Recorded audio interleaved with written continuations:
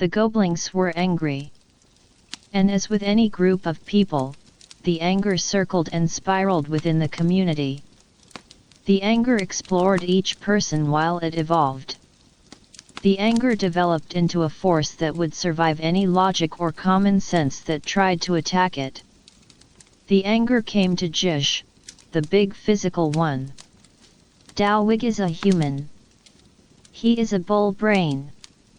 The other goblins nodded. Yes, Jish. Dalwig is a bull brain. Zygmemson nodded, and he's not even a good human. He couldn't get the stuff when he's supposed to be so much as a good human. And Eeks too. Eeks isn't a human, and he's a messed up goblin, Fukok added. For being a goblin, Eeks is messed up. He says all those human words, but those humans just see a goblin. Yes. You are smart today, Fook. Outlug supported the girl who usually supported her. Eeks has been teaching us to speak the human all this travel, but for what good? The humans will just think we are tricksy goblins. Which we are. Zygmemson added quickly. We are tricksy goblins. We will always be the tricksy goblins. The goblins were walking through the town while they talked. Down the street, there was the sound of lots of people talking, so the goblins went that way. They were careful, of course, because small groups of young goblins aren't always welcomed by big groups of people.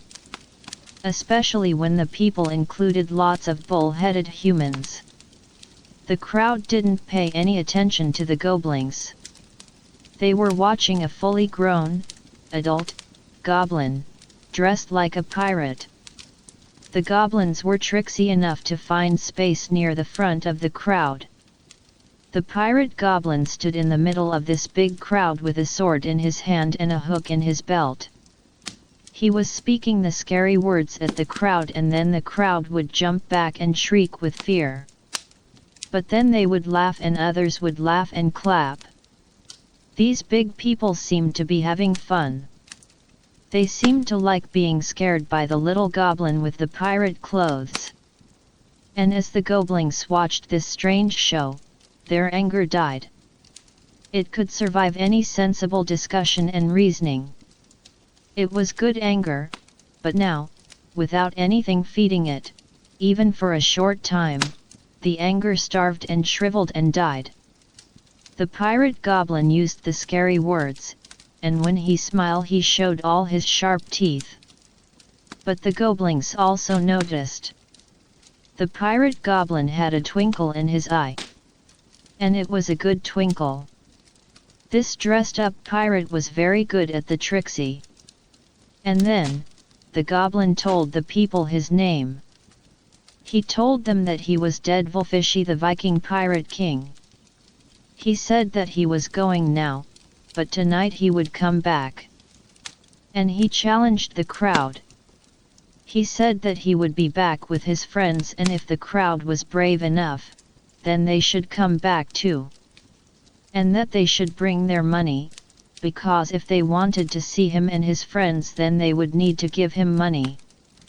This didn't make any sense to the goblins, but the Viking pirate king whose name was Deadvolfishy did say it.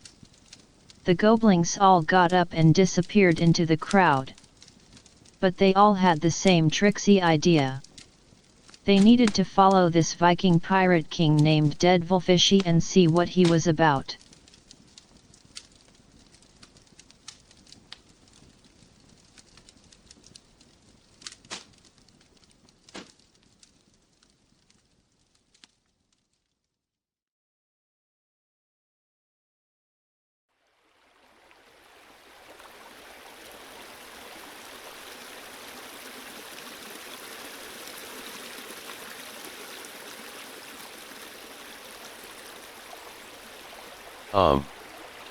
Hello, and welcome. This is our project where we are building a fantasy world out of stories. So, Building a fantasy world is a seriously big job. Especially when you have no idea what the stories are going to be, but, that's kind of the point. We really want to think of stories that no one has ever thought of before. That way our world will be a world that no mind has ever been to before. Well, that's the general idea. At the same time, we are learning about making YouTube videos and even how to build a YouTube community. Okay, well, thank you for listening, and if you think you might enjoy building stories into a fantasy world, please join in.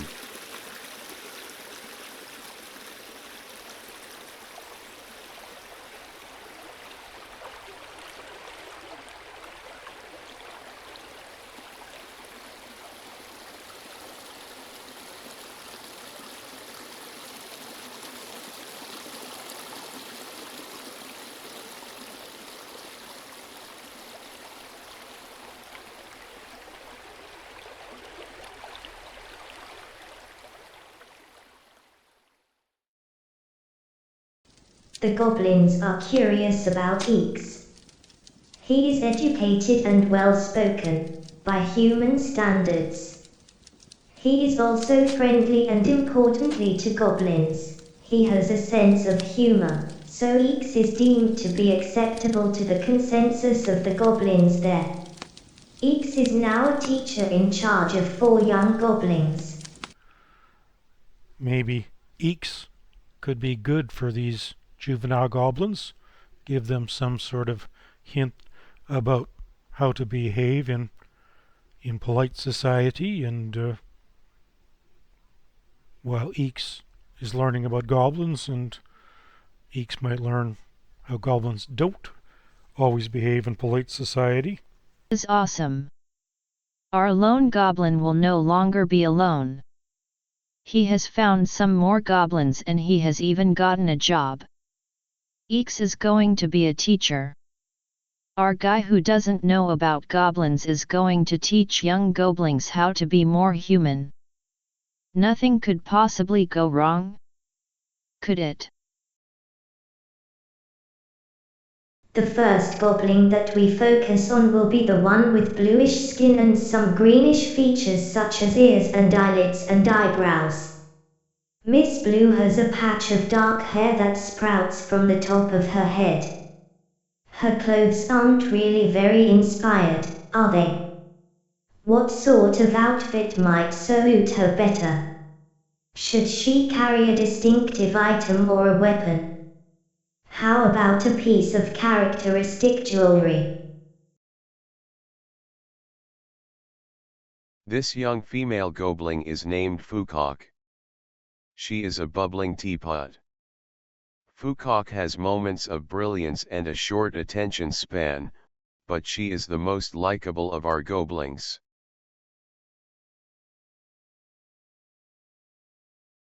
Next we have a guy with green skin and brown leather.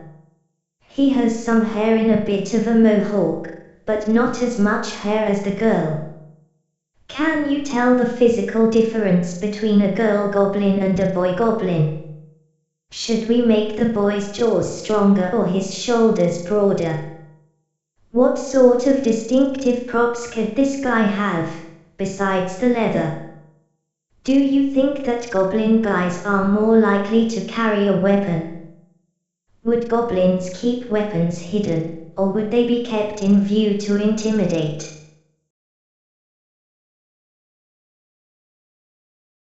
This young guy is the most charismatic of our goblin group. He is always the center of attention, even when he would be safer to stay quiet. His name is Zigmemson.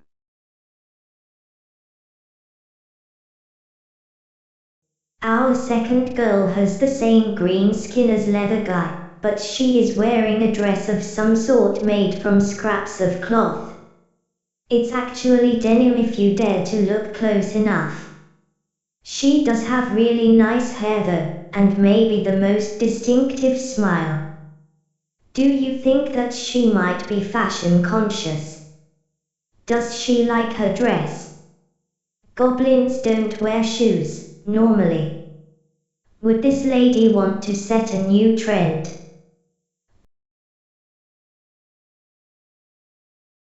This young lady is Outlug. She is bossy and confident. Outlug is not afraid to slap the boys around when she thinks they deserve it.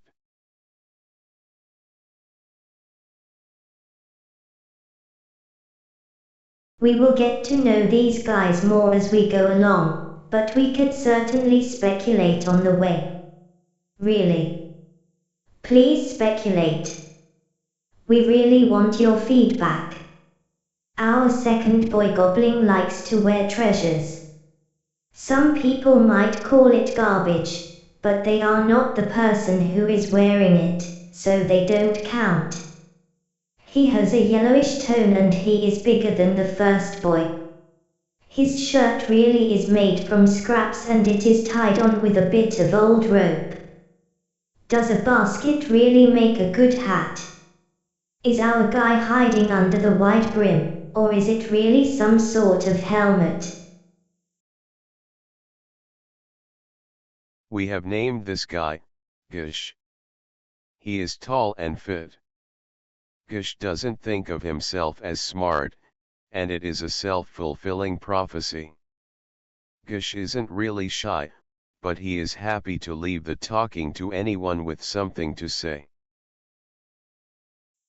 Walking speed is about 3 kilometers per hour or 2 miles per hour. So our guys can probably walk about 1 dot per day. They won't be in a hurry once they get away from Swanford, so let's say they will take about 2 days per dot on average. There are somewhere close to 100 dots on the path, so we could think about 200 days for the trip. But then their path suggests that they didn't stay on the roads. Maybe the wagon didn't last. So, did they use their horse, named Lily, as a pack animal? None of the group would know how to handle a horse. Maybe it was Lily who did the handling. Eeks was raised by humans. He was always provided with regular meals and even some extra spending money. He noticed that Dowig had all the food, but didn't really take over the task of feeding the goblins. Well, Dowig was handing out the snacks as rewards for behavior that he liked. Eeks wouldn't be sure how to deal with this. After all, these were Dowig's snacks. And well, if anyone would know how to behave in polite society, it would be him. Eeks was also thinking about his own personal project. He wanted to learn about goblins because he was born to be a goblin. But, does he really want to be one? I am doing very well, because I have a project that I am excited about. The thing is, that I have an idea for a story and I wanted to talk to people about it. Well, so then, there's this old saying. It says that when a child realizes that no adult is perfect, they become an adolescent. Then when they forgive them, they become an adult. I think that a lot of being an adult is a continuous realization about just how not perfect all adults are, including yourself. What if we write a story for Eeks and Dowig and the goblins where we let everyone realize that no one is perfect? What big decisions will bring our heroes down? Okay. Let's think in terms of the hero's journey. For a hero going through a character arc like that, they start with a big lie that they believe about themselves. That is the classic, lie to self. So, what might Eeks believe about himself that is wrong? Okay. I think that Eeks could have one lie to himself in that he doesn't know who he is. Then Eeks' main goal of finding out who he is would be, well, wrong. Then, just to play with the idea, we could say that Dowig's lie to himself is that he thinks he does know who he is. That would be pretty cute, wouldn't it? Okay, Owl wanted us to think about how Dowig and Eeks might fail in the eyes of the Gobling students. Maybe, to goblins Dowig is the ideal human. So, what would that be like? Most goblins would probably think that humans are devious and cunning. Compared to goblins, humans would also be persistent to the point of pig-headedness. Humans also have no sense of style and are close-minded to the point of being cruel. So then, how will Dowig fail? When the Goblings really need someone who is intelligent, in that very specific and strange way that humans can be called intelligent, how does Dowig fail? Maybe he was supposed to negotiate a deal? Then, in failing the Goblings, how will Dowig realize that he has been wrong about who he is in fundamental ways? This will need to be a profound failure. Maybe the Goblings need something from a town and Dowig would be the obvious person to acquire it. Then he fails and the failure hurts everyone. We can play with this. What do you think? Don't be afraid to add any interesting or clever ideas. We are all in this together. Okay. Now, how about Eeks? The goblins would have a higher opinion of Eeks.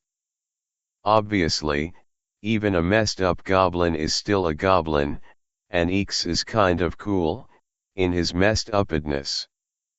Now though, the group has been traveling for many weeks by this time. Maybe all of the travel and all of the learning will get on everyone's nerves. So now, how about if Eeks has been promising something to the Goblings and it isn't going to happen? What would the Goblings want?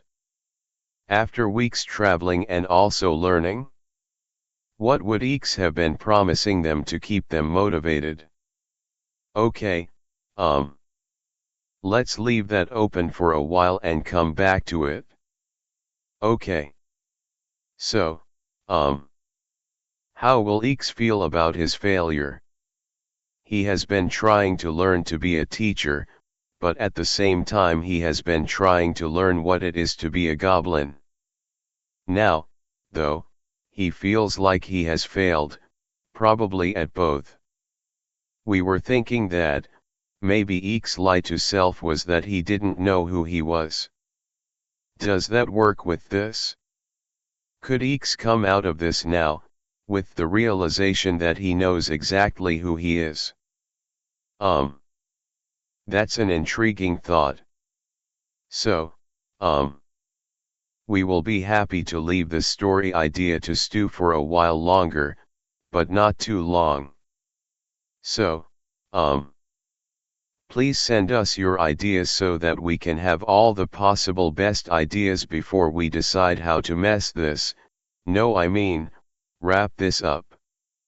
I did a joke there. Did you catch it? Totally awesome.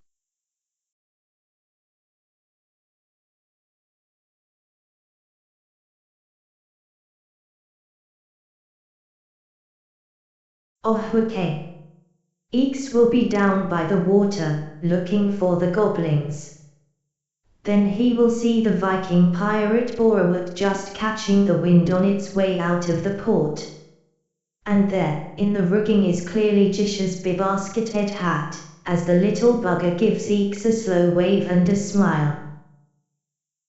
So then, Eeks had planned to tell the goblins that Dowig would be going back to Swamford with Alex and Fogdenser. Eeks planned to let the goblins decide whether they wanted to go back to Swamford or continue on adventuring. This would be a good chance to allow his students to make a real adult decision, and maybe they would relax about the mess up with the stuff. Oh, okay. We are using the word stuff in place of the plans that Eeks had made earlier but that we haven't decided on yet. Stuff is a useful word. And now, Eeks has a decision to make. The goblins have already made the grown-up choice that he was about to offer them. They are going on adventuring. Then, Eeks thought, what about Eeks' choice? Should he go back to Swampford? Or, what? Follow the goblins? And as Eeks thought about the choice, he realized that he had already decided the moment he saw Jish in the rigging. Of course he was going to chase after the goblins. He had to or he wouldn't be Eeks. And he was Eeks and so he was going after the goblins. It wasn't a choice at all. Being Eeks wasn't a choice. It was who he was. So, I think that we could wrap up this little character arc where Eeks is trying to work out his identity. He is Eeks, whatever that meant. He was proud and happy to be Eeks, so whether that meant that he was or was not a real goblin. Well, that's a question for people who define goblins. The person who was defining Eeks wasn't going to worry about it.